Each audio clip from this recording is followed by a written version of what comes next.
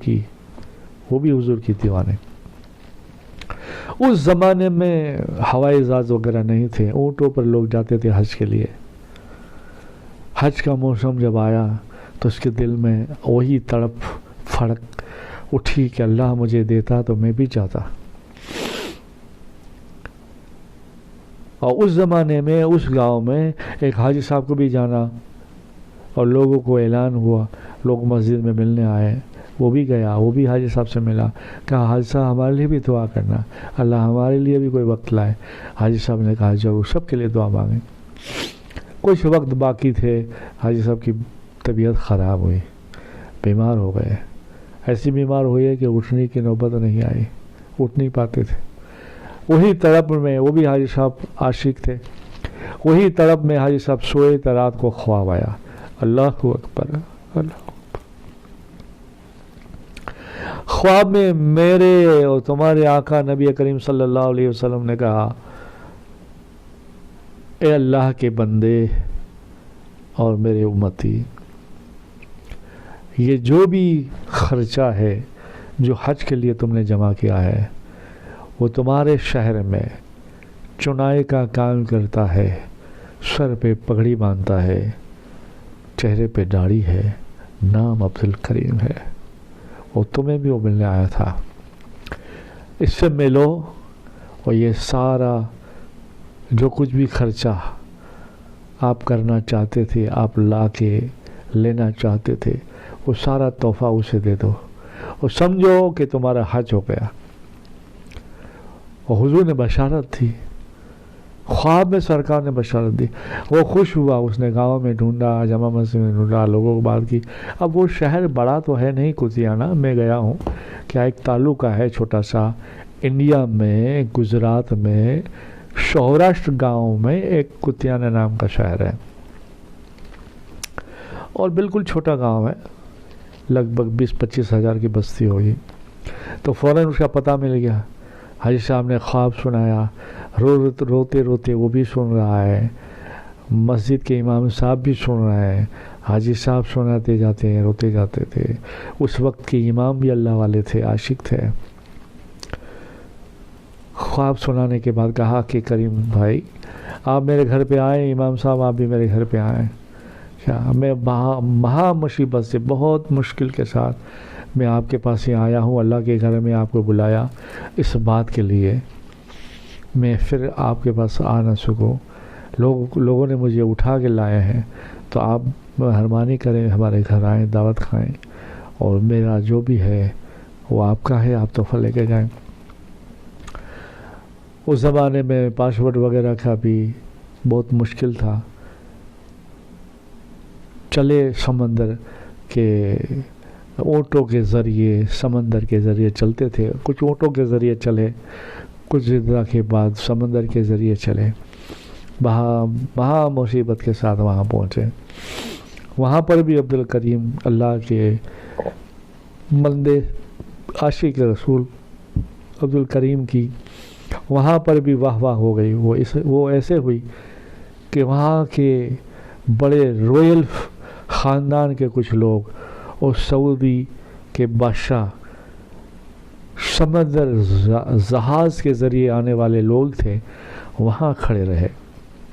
لوگ آتے جاتے آتے جاتے آ جاتے. جب عبدالکریم کو دیکھا تو اس کو کہا اس سے پکڑو. فوراً لوگوں نے اس کو پکڑا، سامنے کھڑا کیا.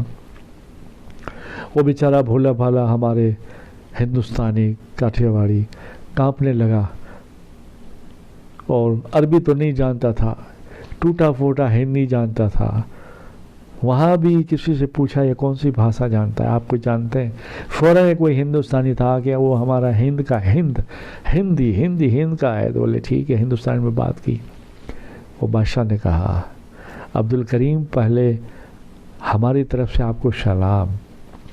پھر عبدالکریم اللہ کے بندے ہماری طرف سے آپ کو دعوت، اور جب تک رہیں ہوٹل میں نہیں ہمارے گھر رہیں، اور آپ کو ایک کام کرنا ہے. ہمیں سرکار مدینہ صلی اللہ علیہ وسلم نے بشارت دی ہے. ایک مسجد نبوی کا مینار، اس کا ایک کنگرا ٹوٹ گیا ہے. ہمیں بشارت دی ہے کہ عبدالکریم سے کہو کہ یہاں آ کر ہمارے مسجد کے کنگرے کو ٹھیک کر دے، دوسرا لگا دے.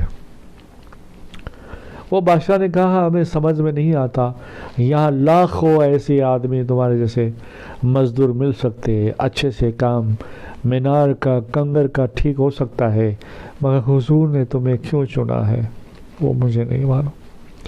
اور مجھے سرکار مدینہ صلی اللہ علیہ وسلم نے بشارت دی ہے.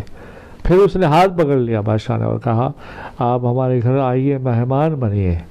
اور بیچارہ کانپتا ہوا اکیلا عاشق اس کی گاڑی میں بیٹھا، گاڑی کو دیکھتا ہے، دیوانہ وار مدینے کی گلی کو دیکھتا ہے، آنکھوں سے آنسو چم جا رہی ہے. وہ ایک ہی زبان پر ہے، اللہم صلی علی محمد وعلی آل محمد، اللہم صلی علی محمد وعلی آل محمد، اللہم صلی علی محمد وعلی آل محمد صلی اللہ تعالی علیہ وسلم. اس زمانے میں برسوں کی بات ہے، مگر آج بھی کتابوں میں ہے. حیات النبی کتاب ہے، اس میں بھی ہے. شاید فیضان سنت میں نے شاید پڑھا تھا، پکا نہیں کہہ رہا، اس میں بھی ہے. کچھ رسالہ میں بھی میں نے پڑھا تھا. میرے زمانے میں جب میں 76 میں دارالعلوم شالم میں پڑھتا تھا تو طیبہ جو کتاب ہمارے گجراتی میں ماسک نکلتا تھا طیبہ، اس طیبہ کے اندر بھی ایک قصہ آیا تھا. تو وہ دیکھتا جا رہا ہے مدینے کی گلیوں کو اور روتا جا رہا ہے. این بالکل وقت آ گیا، بادشاہ کے گھر کو، محل کو دیکھتا ہے. بادشاہ بس اس کا ہاتھ پکڑی ہوئی ہے. عبدالکریم، ماشاء اللہ عبدالکریم، چہرے پہ ہاتھ رکھتا ہے، پیار کرتا ہے اور خود بھی روتا ہے. عربی میں لوگوں سے بات کرتے ہوئے بولے یہ نہیں جانتا ہماری بھاشا، مگر ہم جانتے ہیں کہ یار مجھے سرکار نے بشارت دی، اس کے لیے یار، اس کے لیے مجھے نہر کے کنارے جانا پڑا. یہ کیسا عاشق ہوگا حضور کا محمد صلی اللہ علیہ وسلم. خیر ایک دن گزرا، 2 دن گزرے. رویل خاندان، بادشاہ کا خاندان، 2 دن گزرے. وہ تڑپ پھڑک رہا ہے، رو رہا ہے، دعائیں مانگ رہا ہے. پھر وہ اپنے آپ سے ہندی میں کہنے لگا، اردو میں جو ہماری بھاشا میں، ہم مدینہ حضور دربار دربار. وہاں بھی ایک ہندی آدمی کا رکھا ہوا تھا. کہنے لگے یہ کیا کہہ رہا ہے؟ بولے کہہ رہا ہے مجھے سرکار کے دربار میں لے جاؤ. کہا اسے کہو صبر کرے، ہم لے جائیں گے. پھر جو ہے جمعرات والے دن لے گئے بادشاہ کی سواریوں کے ساتھ. یار کیا نہیں ملتا در کریم سے.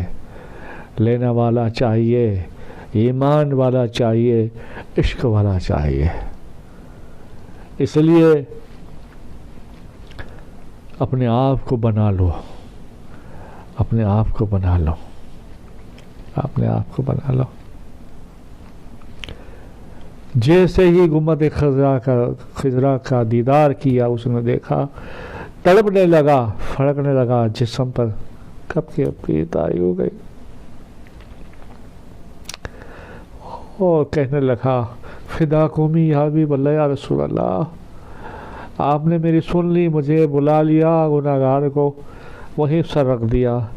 بادشاہ وغیرہ دیکھ رہے اور عربی بھاشا میں کہہ رہے آنا دیوانہ محمد صلی اللہ علیہ وسلم، یہ دیوانہ ہے حضور کا، دیوانہ رسول اللہ، دیوانہ رسول اللہ، دیوانہ محمد، دیوانہ محمد.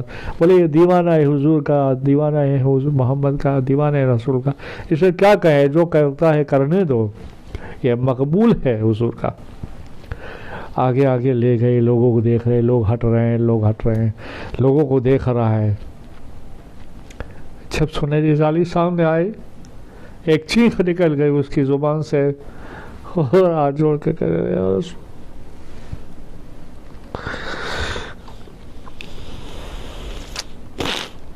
یا رسول اللہ، غلام حاضر ہے، آپ نے غلام کو جو حکم دیا ہے اب بتائیے کب یہ کام غلام کرتے. یا رسول اللہ بس زندگی کا یہی مقصد اور مراد تھی. آپ کا مدینہ دیکھ لیا، اب کسی کو دیکھنے کی ضرورت نہیں۔ یا میرے آقا گھر سے بول کر آیا ہوں، توجہ سے دھیان سے نہیں بلکہ ایک جھلک دے کر آیا ہوں تاکہ گھر والوں کو پریشانی نہ ہو۔ میں کہہ کر آیا ہوں یا رسول اللہ، کھوٹی کوڑی اگر ہے تو واپس آئے گی، اور اگر سچی کوڑی ہے تو وہیں مدینے میں بک جائے گی۔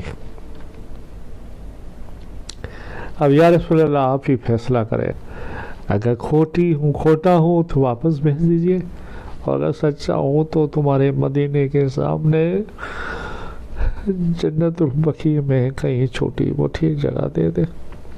اہل بیت رسول اللہ، ازواج رسول اللہ، ذریات رسول اللہ، صحابہ رسول اللہ، خاندان رسول اللہ کے بیچ میں کہیں تھوڑی سی زمین مل جائے، اپنے آپ کو سمجھوں گا میری نمازیں قبول ہو گئی، میرے روزے قبول ہو گئے، میرا جاگنا تڑپنا پھڑکنا قبول ہو گیا، میری دلال خیرات قبول ہو گئی، میرے درود و سلام قبول ہو گئے۔